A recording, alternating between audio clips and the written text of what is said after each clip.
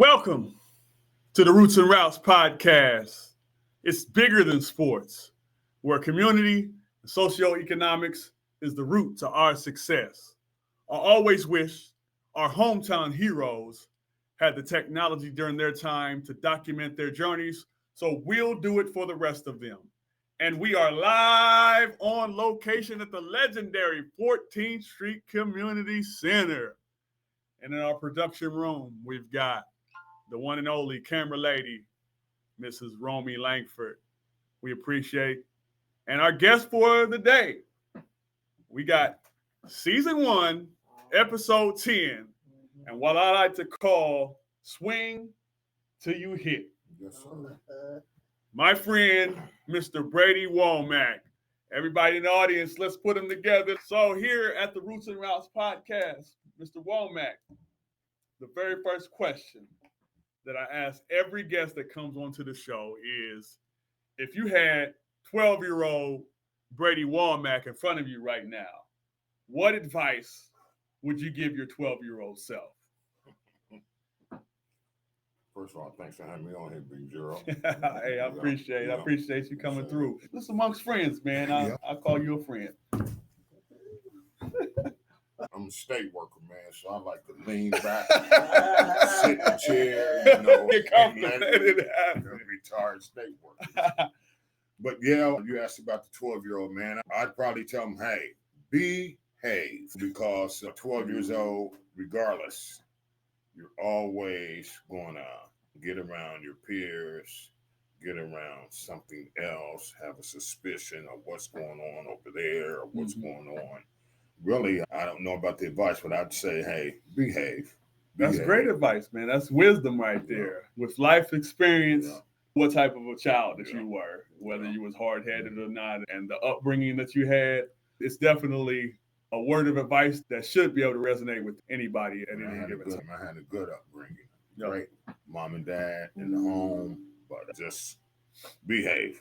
Listen to what mama say. She's been down that road, so they know. Got you. Hey, we're here at the Roots and Routes. What we want you to do, everybody that's out there in Facebook land, YouTube land, Instagram land, all the above, share, subscribe, follow, and we can always get you great content. So in terms of your upbringing, Mr. Womack, in the North End, and just your family in general and the community as a whole, what was life like in the North End in the 60s and into the 70s? Life was awesome. We had a tight community. I had a brother and a sister that I was born in 1958. My brother graduated out of high school in 61. My sister graduated in 63. So coming up, a lot of people didn't know that I had a brother and sister because they were gone once I started mingling around. But life was grand, man. The railroad tracks here just split the hood. I lived on the west side of the railroad track, Kenny Street. Everything we done was on that side of the street. We played ball on the street, played on Washington School Ground, and every day in the train station at Grassfield where the jail was now. We played baseball there constantly. Had corner stores on the west side of the tracks. They had corner stores over here. And it was just awesome, man. The only time that we crossed the track was for Vacation Bible School. Is that right? Yeah. Right here at the center? Right here at the center. Then everything else is back over across the railroad. So it wasn't uncommon for the young people of that day to be in Vacation Bible School back then, wasn't it? No, that was more or less almost like a rite of passage. Got you. We're going to take the audience on a journey still in the North End and as a youth. So what were some of your biggest influences on your upbringing, meaning your family, your neighbors, and some of the mentors? If you can just name a few or to think about a few of the moments that you can recall. Right out the gate, as far as really maybe a hands-on type mentor for me, I think it might have started when I was about 9 or 10 years old. Larry Heisel was. Shout out to Mr. Larry Heisel. Yeah, no doubt. Much respect. Larry, he helped Mr. Anderson coach in Bantam League. and he coached the Elks, and I just happened to be on that team, and we created a bond then, and I always looked forward to being around Larry. I didn't have a big brother around. He didn't have a little brother around, and we just clinged. And the next year is when he got drafted. I think it was about 68 or 69 when he got drafted. The next year, he went with the Philadelphia Phillies. But when he would come home, I was right there. I made that my mentor. You made it. Yeah, especially at that point in time where you have somebody that's tangible, somebody that's, and you see them ascend to that level, someone of that caliber to be from Portsmouth, I'm sure that's inspirational in itself. Take pride in the fact that he's one of your coaches, he's one of your mentors, and now we talked about it behind the scenes, how everybody back in that day, first love. So can you touch on that a little bit when it comes to your sports first love? Like you said, Gerald, in those days, man, it was baseball. Mm-hmm. That was the first love. Some played the Southern Division, was down at the stadium, and some played the Western Division that was on the reservoir, up on the hill. This was our first love. And we would go out to the train station and play baseball every day. And that says a lot because seemingly a dying breed in today's time amongst our youth, especially considering the sport that a lot of people gravitate towards now is basketball. That wasn't always the case. So when you have people such as Mr. Heisel, Mr. Al Oliver, those that get to that level of Major League Baseball, it doesn't get any higher than that. That's something that you can look at and like, how did it go that far off?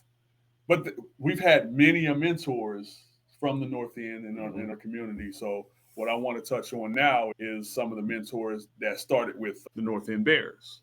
So let's look at that real quick. So the Bears were, in every sense of the word, a legendary team, a legendary Pee Wee football team. First of all, how did you get involved with the Bears, and what do you think the team meant to the community? The team gave the community a sense of pride. You're talking about the late 60s, just coming off of civil rights, just coming off the assassination of Martin Luther King. With the Bears coming together as a team and going around winning everywhere they went, it was more so like a thing of pride. Yeah, so just bring us to how you recall how it was started and how it formed, and then some of your earliest memories of the Bears. It might be some guys. Is this an accurate picture this here? Yeah. Okay. Yeah. Picture day, springtime, early football. I wasn't in that shot there. It was like fall camp, spring camp. I didn't make the picture. You didn't make the picture that day, but during the season, I played both years. Scooter Cobb founded the Bears, and his parents lived on Kenny Street. We're playing sports out there every day. Some of the first people he'd walk out the door and say, "Hey, speak to me, speak to the Bailey boys, Ricky Grant, Bruce Gilmore." We were all playing football out there in the middle of the street at Kenny Street. And that's how the Bears started. Bob Jackson, the late Bob Jackson, used to be a police officer. I remember he became the head coach. He had a couple assistants. Mr. Georgie Reeves was a part of that. Carmen Carr, Tony Booker. Carmen Carr they were young, and like I said, that was 1968. And so give it a visual of how the coaches used to dress. I've heard about it, but I can only imagine the coaches would come out. Like I said, Scooter Cobb wore a trench coat. Professional. He was there, and a lot of people know Scooter. This is already passed on years ago, but he was more or less like the general manager. Carmen Carr carried a whistle.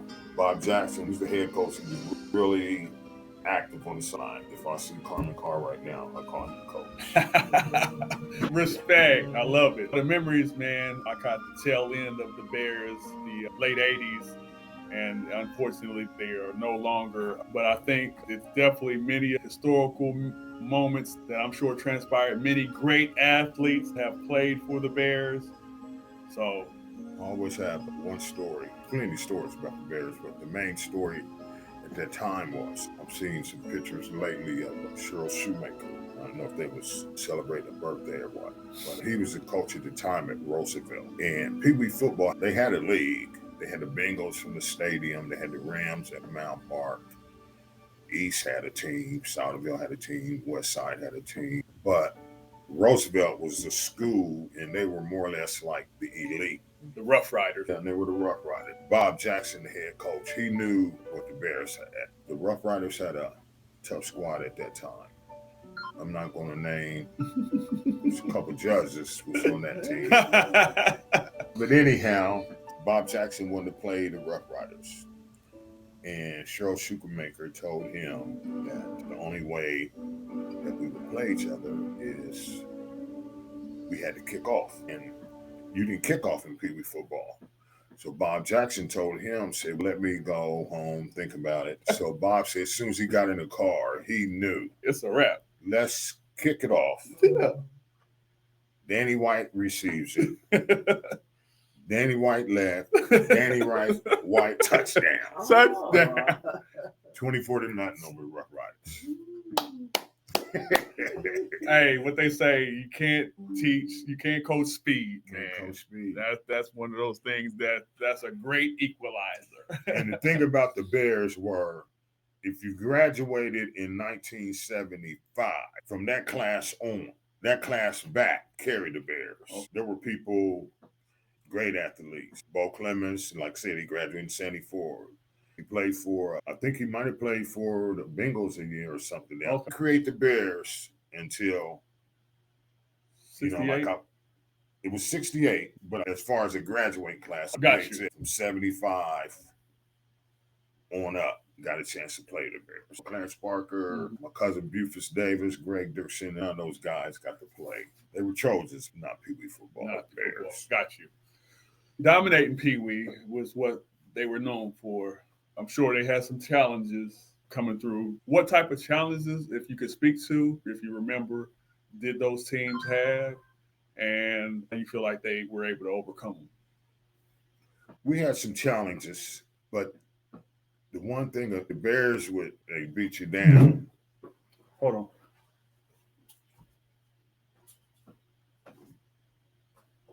Sorry about the technical difficulties. We are back. I want y'all to make sure y'all share, subscribe, and we're going to continue to put out amazing content. We're on all the social media platforms, Facebook, TikTok, Instagram. We might end up on Netflix one day. But in the meantime, make sure you comment in the comment sections, too. I'll see some of the comments. Coach Collins talking about Mr. Dick Allen Womack. Who would that be? That was Richie Allen, Dick Allen. He played for Philly, played with Larry, and Dick Allen wore his helmet. He always wore a helmet at back, but Dick Allen wore a helmet in the infield. Oh. He played first base, and he wore number 15. I played first base. I wore number 15, and I wore my helmet in the infield. When we were in the infield, not just at bat. I've seen some pictures somebody sent me that has some very, I guess you could say, exotic looks. We may get to that. We may not. We'll see. But let's move right along real quickly. You were a basketball player as well growing up. When you were talking about challenges with the Bears, it might have been something in the stands. Just thinking about it. But we had, Bob Jackson was the police. Right. He was the police back then? He was just in training, and he started to move into the police academy, and Bob had a decent size, you know what I mean? So, called bluff game. Yeah, we look the part now. We're going to look the part. I like it.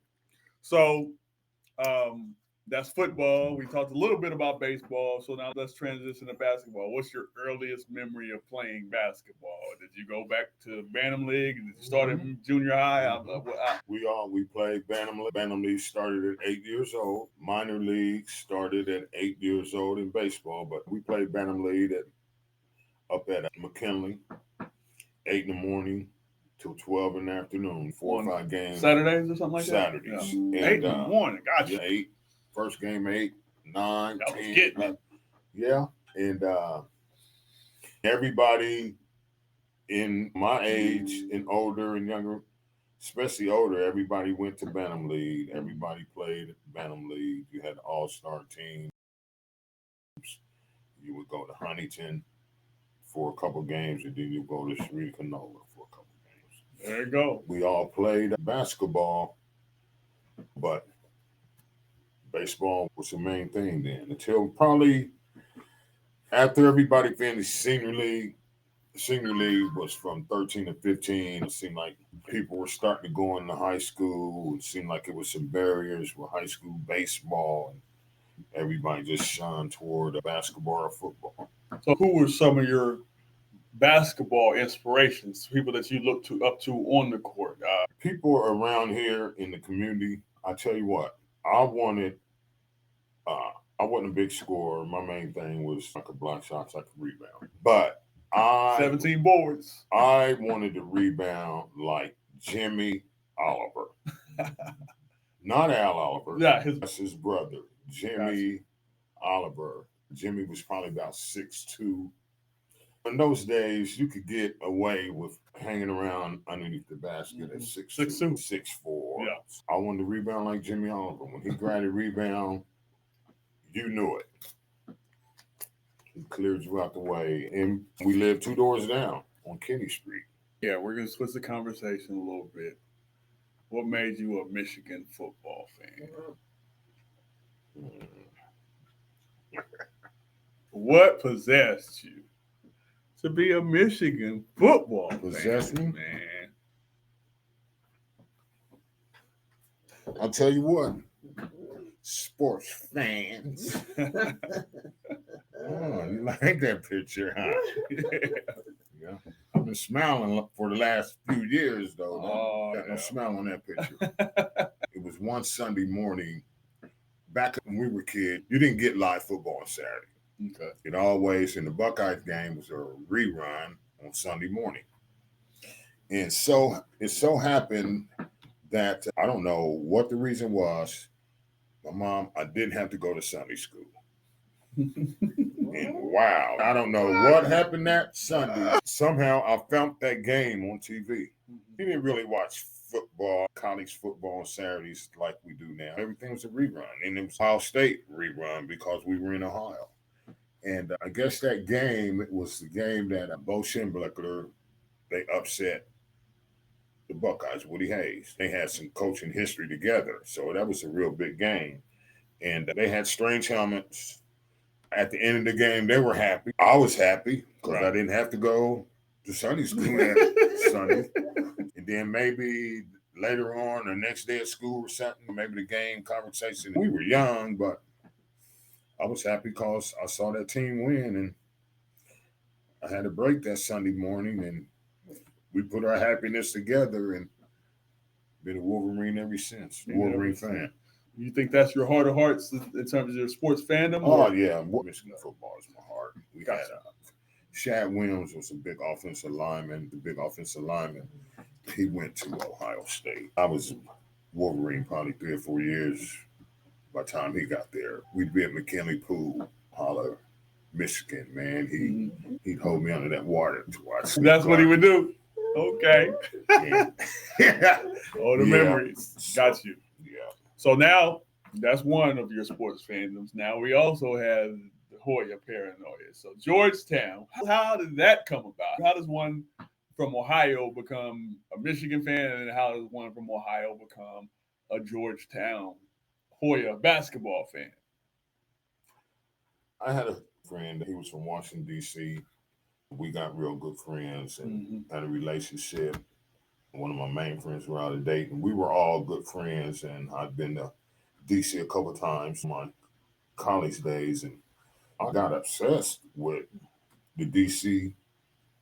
area. Probably late 70s, I always liked the big man. I liked Marvin Webster when I was in high school. He went to HBCU, Maryland Eastern Shore. But I was a Ralph Sampson fan. And somehow probably... Is that who that is in that picture? Yeah, 80, 81, that picture right there, Ewing, unknown, dunked, Georgetown, unknown. They were brothers. Patrick Ewing dunked on Ralph Sampson, came off of that rim and looked at him and snarled at him. I switched in the middle of the No, you didn't. No, At halftime, I left Ralph Sampson. you didn't, man. I became a Hoya that day and been a Hoya ever since. I don't know, because they played, their thing was they didn't worry too much at that time about scoring, get the rebound, play defense. And I grew up like that, man, in my later years in college when I became a Hoya fan. But when he dunked on Ralph, man, and pointed at him, I'm like, man, who is this dude? Yeah. And been a Hoya ever since. So I'm sure it didn't hurt that they had the legendary, rest in peace, Mr. John Thompson as the head coach as well. He's a unique personality. I think anybody that has followed the Georgetown Hoyas in basketball, like, he's iconic in itself. First black head coach to win a national championship, NCAA, and his accomplishments speak for themselves, but he was also a great leader of men as well. How you feel like sports has shaped your view on teamwork and just leadership and perseverance, all those type of attributes? One thing about sports, we played it at such a young age. In our day, sports was sports. You played sports. You got taught different things by teachers, by mentors in the community. One thing about sports, as that acronym says, that together everyone achieves more. And we see that in the team, that once we were all playing together, it works out. There wasn't even really many individual that stood out when I was playing sports. So what I really got from sports is when you do it as a team, it makes it so much better. Got you. I want to get a couple of segue a little bit to some of the on the court people and teams that you went up against. Correct me if I'm wrong. You played against NBA player Herb Williams. Is that true? Yeah, we did. So what was that experience like? Did you know beforehand that he was big time when he was in high school? Herb was big, right? 6'10". And how tall were you listed as? I was listed as 6'4" or 6'5" at the time. Probably 6'3" now. Yeah. But anyhow, Herb was a junior also at my time. Yeah, he played at Marion Franklin. I didn't start the first game that the Trojans played. The coach played his son before me. Right. Back in those days, fans were hollering, put me in. So when I got in, I remember at the time, Herb was like, "Oh, you the man, huh?" And I looked at him. We played, and then we played them. I think they beat us down here, and we might have beat them up there. But we played them down here, and we played home and away. Yeah. We played at Marion Franklin. So this is your senior year? My senior year. So you didn't even get to play the first time your senior year? No, I didn't. Man, that's crazy. I didn't. I didn't start the first game my senior year. So how did you do against him? Man, I probably had 9 points, 15, 16 rebounds. Win or lose?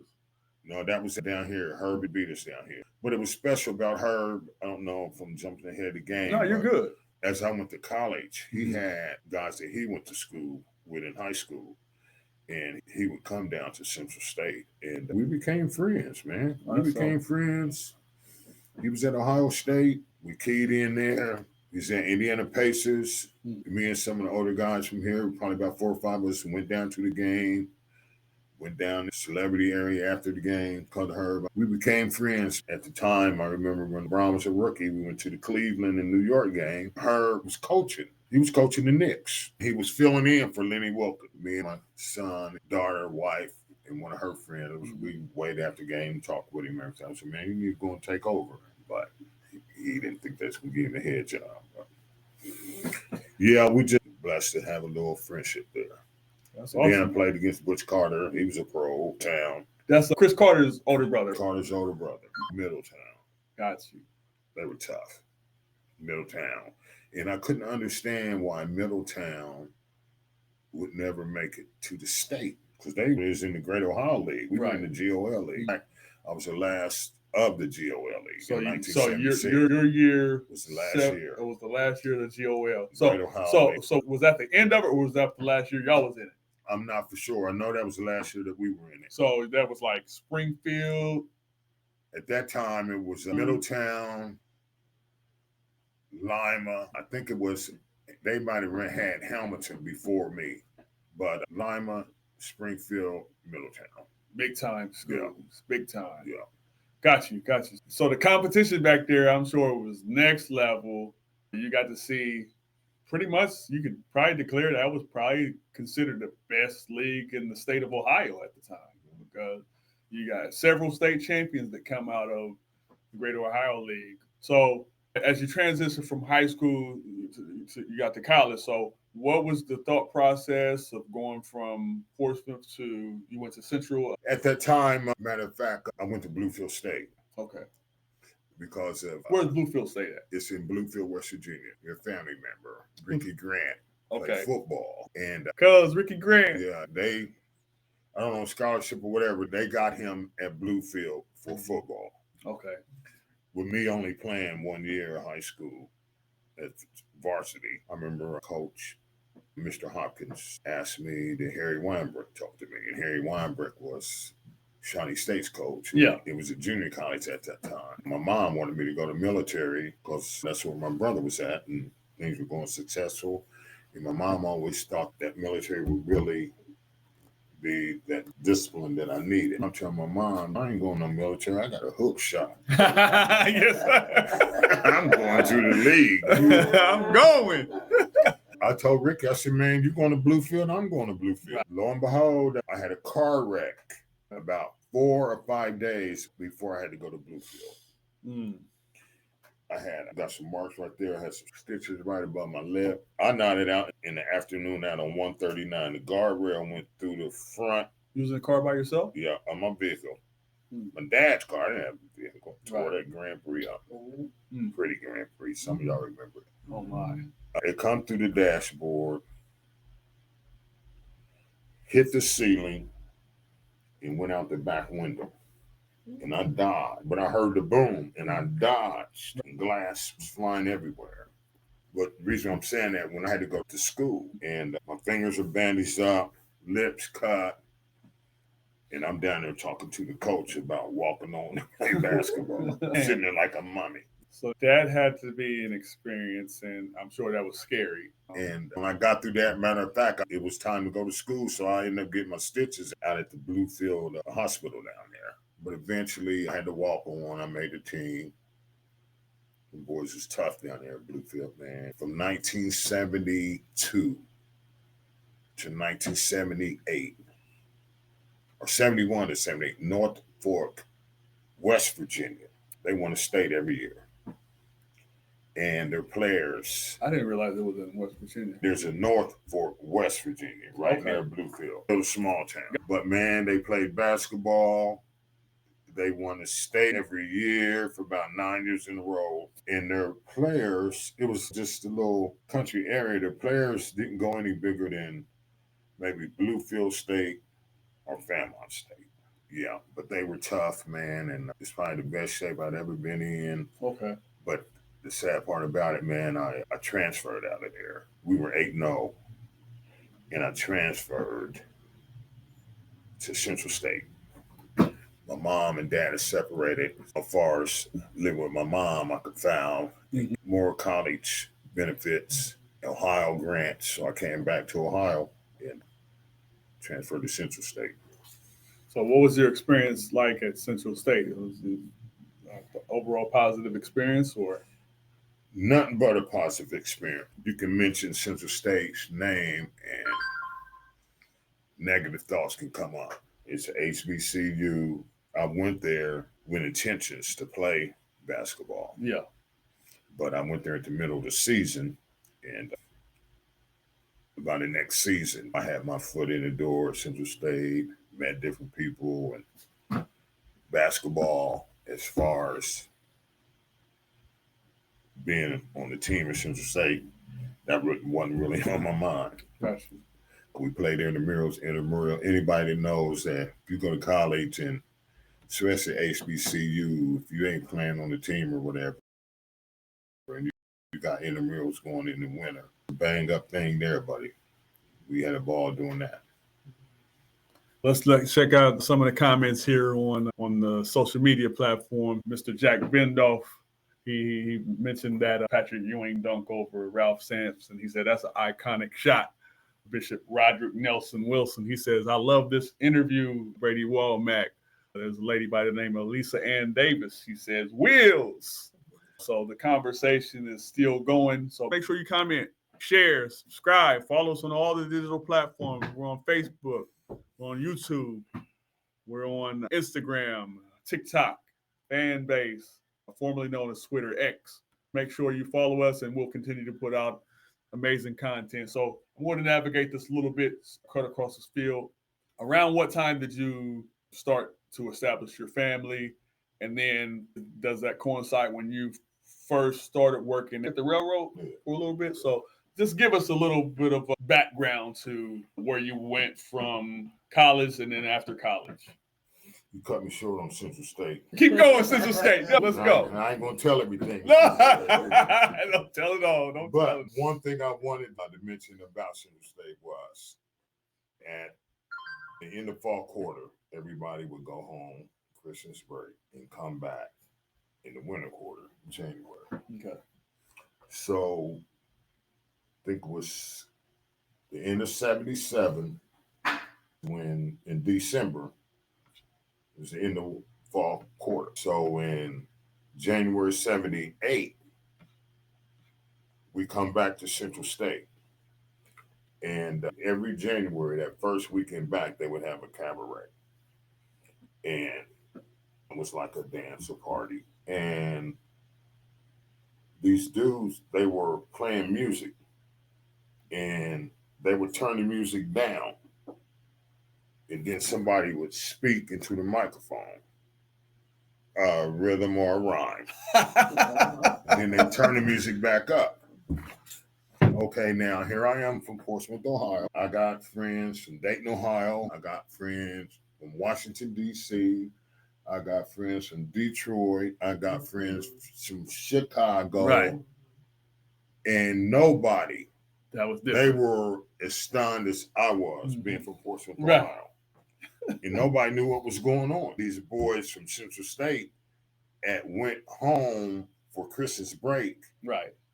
In December of 77, and in New York, everybody was rapping. Came back to Central State that January, and everybody was like bugging. Some people liked it, some people didn't, but here we are today.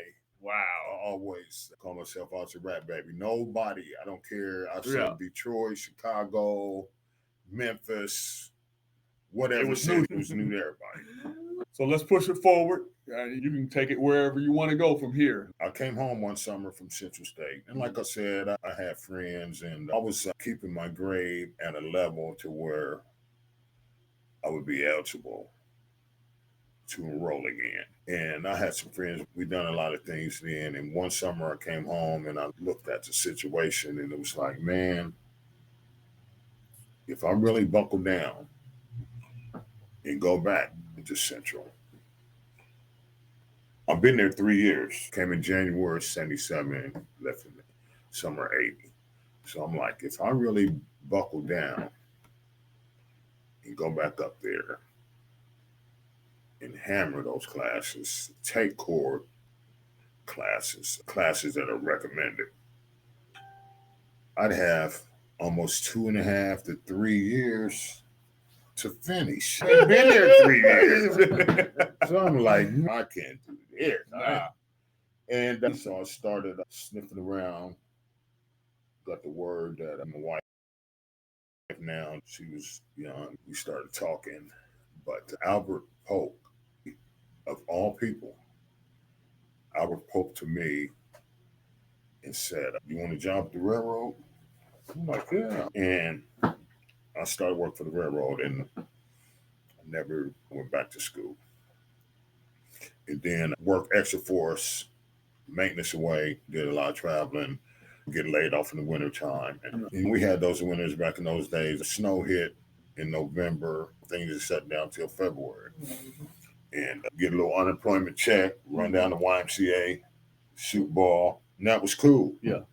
A couple years after that, my daughter, she came of life and started scratching my head. We got another mouth to feed. I'm like, man, I was getting laid off every winter. I said, man, I need something steady. And Bruce Gilmore told me, said, you can get on with the state at the prison if you got college experience. So Mr. Bruce Gilmore, the son, Brucey. And he was working in Lucasville. And I would tell to my best friend, Jack Benoff, Fred Benoff, said, man, you crazy. I'll never. And they went out there in 84. Jack was one of the first, really, he was one of the first black administrators, but he was there in 83. And his brother came in 84.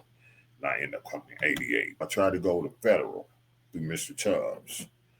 I put in for that. Federal will just take you and move you. After a year, they would move you anywhere you wanted to go. And I'm like, we're getting out of here. I'm going to the Fed. Fed told me I didn't have any experience. Mr. Tubbs says, if you go to Lucasville and get some experience, maybe another year, you can come up here or something. So I'm going to Ross. I'm going to work at RCI. Interviewed there. They told me I didn't qualify. Long story short, the guy had his hand in that. I could see it now, but I didn't see it then. I ended up working at Lucasville. I was an officer for about a year and a half. Then I went into the housing unit. Then Mr. Tubbs tells me that maybe you can get on at the Fed. I said, now I'm in the housing unit as a case manager. I'm working Monday through Friday, 8 to 4:30. I'm set now. With me saying that I'll never be at Lucasville, I end up being there. How many years do you end up working out there? I end up working out there for 18 and a half years. Wow. What do you feel like some of the toughest challenges would be on a day-to-day basis working in corrections? And how do you feel like it even shapes you to today? Just a day-to-day basis, some of the toughest challenges mentally and also just the environment itself. When I was an officer, everything was no. Once I got into as a caseworker, they ain't making too much noise, man. Like I said, I come in here and hit that wall and knock that down. Like I said, I'm a state worker. He was just sitting there twiddling my thumbs. Got you. But anyhow, I got into the housing unit, and now I'm liaison between the inmate and the pro board. I'm more or less like their lifeline. When you try to help them out, you come back, you work with them that Friday evening, you come back that Monday and you found out over the weekend they didn't went to the hole or something. Okay. And that got challenging. And then I thought about it. I'm saying, man, look, you might can help one, but overall, this is what these guys do. That's what they do. And it was the tough thing about it for me is when I got there, I knew everybody. A lot of people had murder cases or whatever. We're in a maximum security prison. But what used to bug me was they would bombard about getting to the chapel. I'm talking about the inmates. The inmates. In my mind, I already know. Everybody in here didn't kill. Yeah. Now you want to go to Now you want to go to church. Chapel. Yeah. But I'm working, and when I get off, I want to run to the switch. You know what I mean? I want to do what I want to do. Yeah. And that would bug me.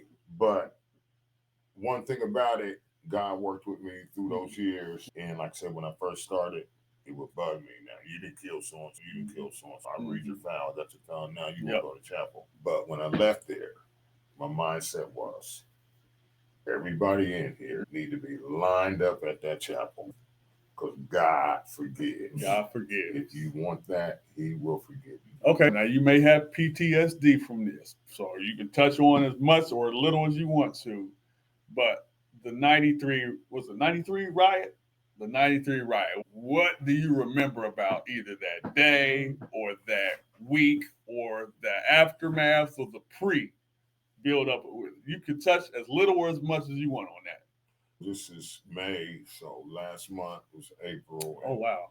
I didn't even think about that. A lot of stuff, social media. I guess it must have been 32-year anniversary or whatever. Yeah. But one thing that I do remember about it, like I said, in those days, I went to church. I was like the CEO. I would go on Christmas. I would go on Easter, and I would attend other events. CEO. Christmas, Easter, and other events. That's when you would go to church. Church anniversary fell on the other. Pastor anniversary fell on the other. Got it. And it happened to be Easter. Okay. That's Sunday. Wow. And I happened to be at church. Wow. And I came out and I ran into Terry Harrison, and she told me, she was a personnel director at the time, something going on at Lucasville, keep it under your hat. At that time, Gary Kelly was over at where he lives now. And you know, Gary used to sit with two police scanners, one in the left ear and one in the right ear. So he came out and told what was going on. And as a caseworker, it started that Sunday. And as a caseworker, they told us, don't come in Monday, but we did have to report that Tuesday. Wow. Yeah. And it was, I don't know, they got all kind of reasons why it happened or whatever. There were stories. It blew up. By the grace of God, I happened to be off that day. Mm-hmm. My office, we worked, was on L side. That was the unit I worked in. They tore the whole block up. They tore the whole office up. They used files. Like I said, they burnt files. They used that for heat. They had it all set up, man. Everything was Monday morning quarterback. Of course, yeah. Hindsight 2020 afterwards. Hindsight 20. The inmate told me that if they'd heard a gunshot, they would have got underneath that basketball court. Wow. He said if we'd have heard a gunshot from 3:30 to 6:30, he was just running rapid. Wow. No control or anything. And then Monday morning, everybody's gone home ready to go in, but they claimed that by night, nobody came in. They set up booby traps, so nobody tried to tempt to go. What I know now with the security measures that they got at Lucasville now, things happen, but it would never get as full-blown as it was because of security, thank God. So how much longer did you work out to the prison after the 93 riot? I was there for another 13 to 14 years. But at that time, I was always on L-side, but I never was placed there. I ended up working in the school area in recovery services. That was a big jump in my career, working there when I went to recovery services. Got you. So let's pull back from the prison now and just look at the general landscape of Portsmouth at the time. So as a youth, the North End, tight-knit community, everything, I'm sure it felt amazing or whatever. A lot of mentors, leaders, family was closer at a certain point in time. But then as Portsmouth moved along throughout time, how did you see Portsmouth change from your childhood going into the 80s and the 90s? The changes, it was a drug epidemic, man. Late 80s. You know what I mean? Our community was always tight-knit. This is where you could get drugs, and this is where people would come to get drugs. You started seeing different races in this area, and drugs don't discriminate. They don't care who you are. Come on in, sit down. They don't care. And like I said, we've had job situations and people will end up leaving here. And I remember when I left Central State and went back, there was a lot of, at that time in the 80s, people were flooding Atlanta, flooding Georgia, flooring Atlanta. Big time. One guy told me to leave my family, move to Atlanta. Wow. Come on, man. Right. A lot of people started going down there and it was booming. And that's why I'm sitting here now talking to Roots and Routes and talk about our history. A lot of people didn't left. But it's all good. We can see some this homecoming. Yeah, so we got homecoming coming up this 4th of July weekend. So we're looking forward to it, definitely. Appreciate the plug. It's funny, man. We was down there at that pancake breakfast and it was like 30,000 people came up to you and you knew them all and they all knew you. You literally don't know a stranger. And it seems like your personality really ingratiates itself to other people.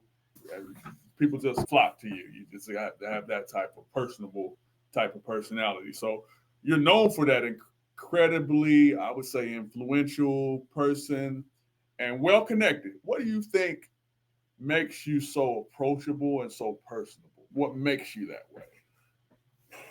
I don't know, man. Just I seem to smile. But then I remember when I first got away from Portsmouth and being around other people that didn't really know me, and they told me, said, man, you look so mean until you started talking. And was shunned because of. Right. But I don't know, man. I know one thing, man. Gerald, I met a friend in college, man. His name is Larry Norton. Some people been waiting on me to call that name. His name was Molly, man. And he never met a stranger. Okay. And I was always around him.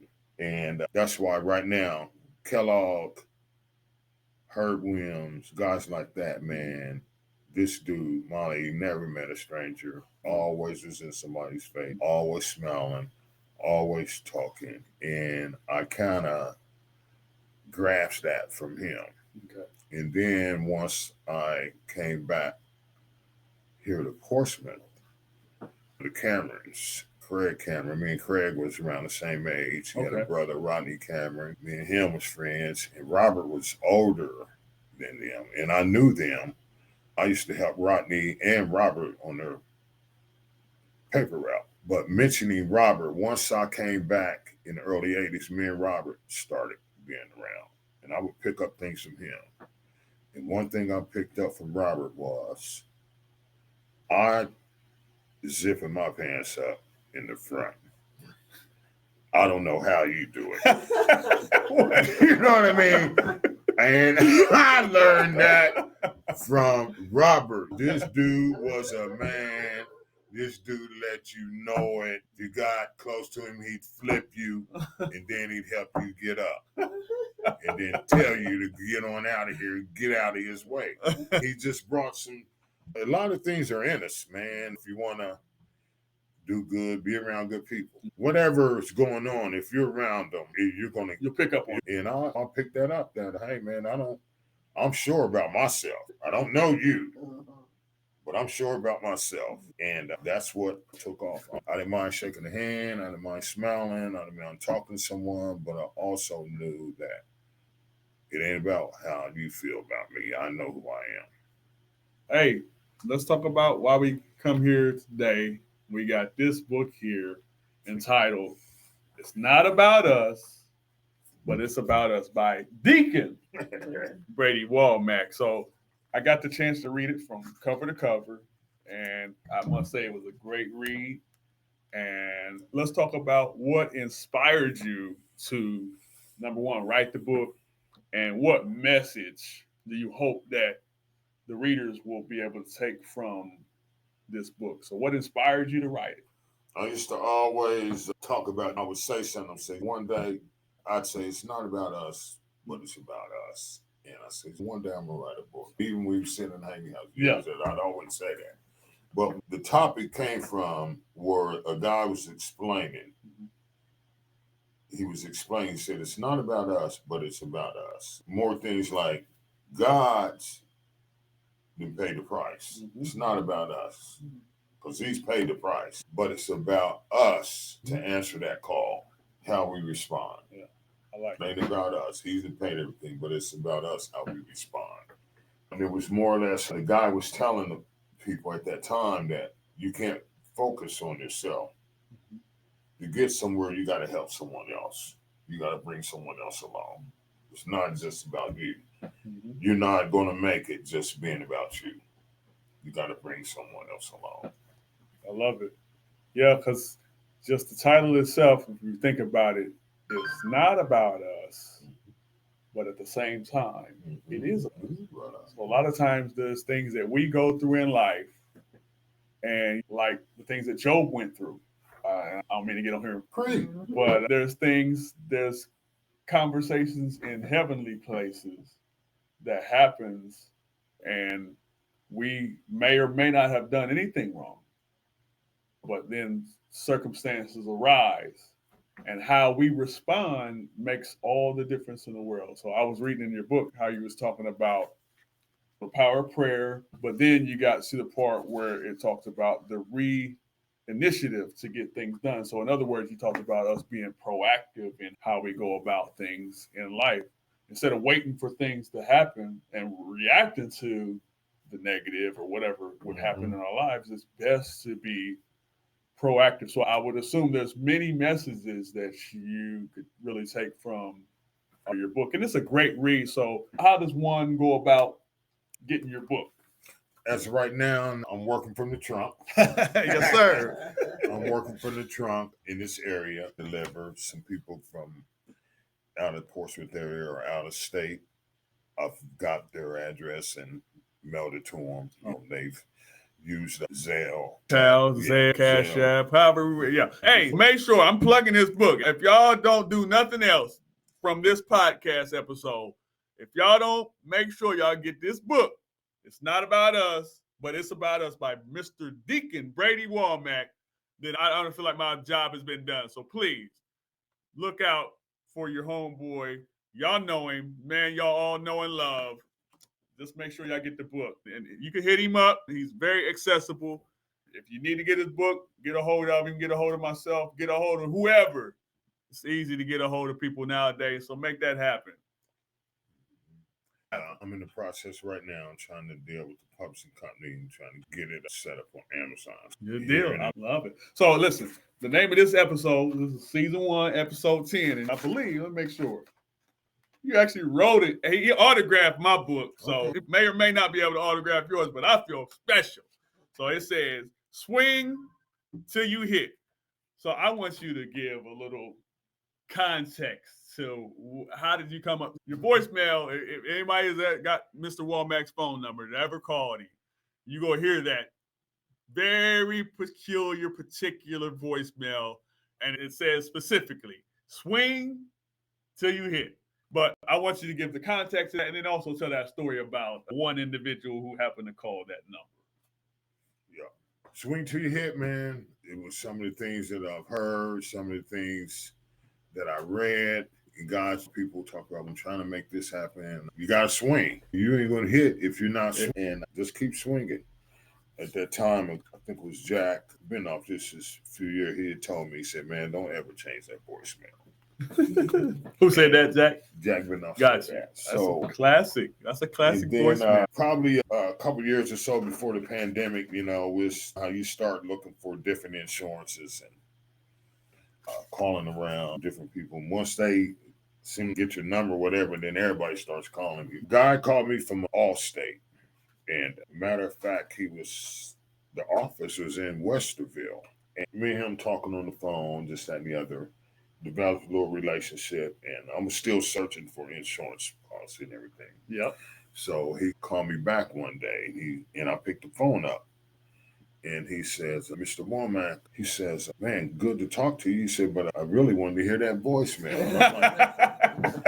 I'm like, what's going on? He said, man, I called it a couple days ago when I couldn't get hold of you. You talk about swing to your bat or swing to your hit. He said, yeah, swing to your bat, swing to your hit. He said, man, I called that and heard that voicemail, and he said, I got off the phone with you, and I made 21 straight phone calls.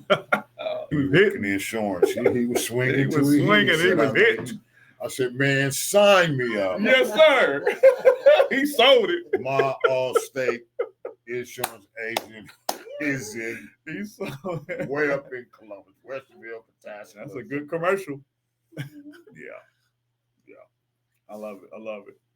Hey, man, this has been a great conversation, man. We only got a couple more things and we'll get out everybody's hair. I hope y'all have enjoyed it thus far. This is my friend. It was near and dear to my heart to be able to bring him on the Roots and Routes podcast. Once again, share, subscribe, all the digital platforms. Comment. Make sure you comment in the comment section. Get the book. It's not about us, but it's about us. One more thing. Speaking of you said talking about the book, I want to go back. Remember, I said when I was in junior high, might have been, going there, they had 9th grade in high school. Yeah, I was moved into high school, man, and I read the book, Connie Hawkins. I read the book. It was a story about Connie Hawkins. Connie Hawkins was a tough high school player in New York, and they were playing the playgrounds every day. And there was a guy that would bring his son, and he would shoot 100 layups right-handed and 100 layups left-handed. And then he'd take his son and go home while all the blacks was playing down there. See, in our day, man, a lot was half court until and we had some guys that come from Shawnee State. Kim Rogers came out here and they created the whole court type game. But anyhow, this guy DC. The guy would take his son, 100 layups left-handed, 100 layups right-handed. He was a white guy. And one day, the dad let his son go down there on the other end and play. And it was Billy Cunningham.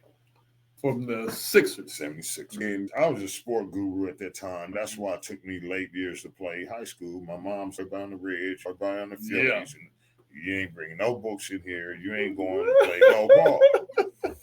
But anyhow, I'd read one book, Gerald.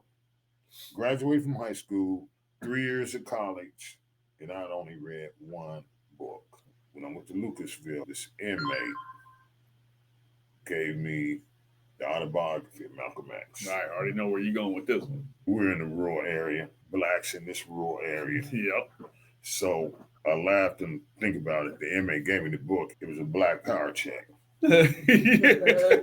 See if I was a real one. But I read that book, man, and I met another mentor out of Cincinnati area and started helping me, changing my life around. And I went on a walk of Emmaus, Damascus Road walk with them. And the guy started telling me to read books, read about 15 minutes a day. Just read Magic and Think Big. Yeah. Read that 15 minutes a day. I started reading.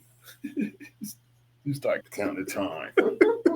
I got 7 more minutes. Read it a little bit more. Yeah. And man, it just grew, man. I never did read, but I love to read now. Yeah. And there's a lot in reading, man. There's a lot in reading. Absolutely. Yeah. Absolutely. So I got one more question for you. Well, probably 2 more, but so we're going to end it with, so the Haley House. How did you get involved? Like, what was the vision? What was the idea for? Explain to the audience what the Haley House was and the vision for the Haley House and how you got involved with it. The Haley House was, the thought came from, at that time, Pastor Parker was a pastor, and Carmen Josie was a part of Pleasant Green. Shout out to Pastor Parker. Shout out to Miss Carmen Josie. Yes, for sure. For sure. And Carmen had come out of Alliance, Ohio, and they had a house for men up there. Okay. And so Reverend Parker, he always wants to be out there, always wants to help, always got his hand out. Yes. And his thought was that we could create a house and they could have guys that were getting out of incarceration a place to stay. At that time, I was still working. At that time, the guy that was supposed to have been running the house, when the house comes to fruition, he was gone. Okay. So Reverend Parker says, "Hey, bro, what you gonna do since you retired?" I'm like, "Man, I'm gonna wake up without the alarm clock." For about 6 months, I might go to counseling center and look for something. He said, "Man, we got this house." And he said, "It seems like a good fit. You dealt with inmates. It just seems like a good fit for you." We talked about it. And what had happened was the inmate wasn't, just here in Portsmouth, Ohio, inmates wasn't getting released every other day. So Reverend Parker said, "If you're having a problem on the street, drugs or whatever, we'll bring you here." And then it was my deal to get them placed in recovery programs, get the GED, community action housing or whatever. What it was now, what we were doing, we were bringing guys, and I've been in the streets, and I've ran the streets, and I've done them just as tough as any of them. But there come a time that things change. But what we were doing, we were getting guys, and we were like, this guy, he came in, he's coming here, and he just come from the park. He was drunk or he was high or whatever, and now we didn't have anyone that was staying there overnight. We only had 3 bedrooms. Our church was more or less, how are we going? And the thought was, Reverend Parker was, if we had someone to stay there, we can only service 2 dudes. If you bring these dudes in, so 2 or 3 o'clock in the morning, they right back out there. So what we did, we talked about it and said, hey, let's move it to where if you go to treatment for 90 days, then you come to the house. So you got some clean time now. Fool me. At least come in here with 90 days. Bug out that 90, so what? But if we just bringing you in and you still sweating, it's on us. It's on y'all. Yeah, give us 90 days and then come. And we moved into the recovery area because incarceration guys wasn't getting out fast enough. We rode for years. We had some good times. One thing that really stood out was we had a guy, his name was Collie. He was from the East End. And when the guy brought him to the house, everybody knew him up and down 14th Street. I didn't know him, but he knew people that I knew, and I knew people that he knew. And but lo and behold, man, God touched him, man. And man, his life started to change. And really, to this day, I take claim that what he done, how his life would change, gave the church confidence. Because it was still up in the air. You bring these guys in, ain't nobody standing there with them. But when he came and how he changed his life around, that started giving the church confidence that things are working. And they had him a little job up working in Kentucky. He'd come home and joke about it. I can't believe I'm driving 40 miles out, 40 miles back, tools in the trunk, and I ain't trying to sell none of them. But over the years, man, there's guys that didn't succeed. You had to tell them to keep stepping. And there's guys that done good. But coming from the corrections, I knew that you can't take it personal. You can't take it personal. And that's what helped me along. There's guys now, they was a mess. But right today, we cool and they're doing great. When they laughing, we're laughing joke about how they were a mess. But you can't take it personal, man. Got you.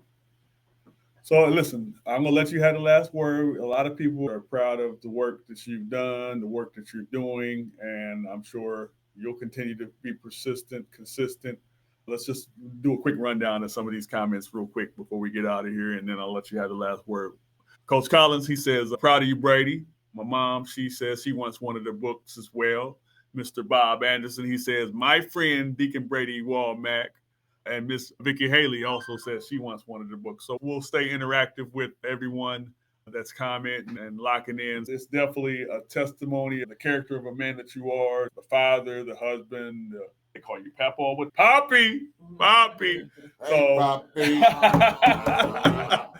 Yes, sir. As we get out of here, I want you to have the last word, so to speak. Give any type of shout outs you want to give. And then lastly, anybody that you feel would be a great interview for the Roots and Routes podcast. You mentioned them, and then we'll get out of here.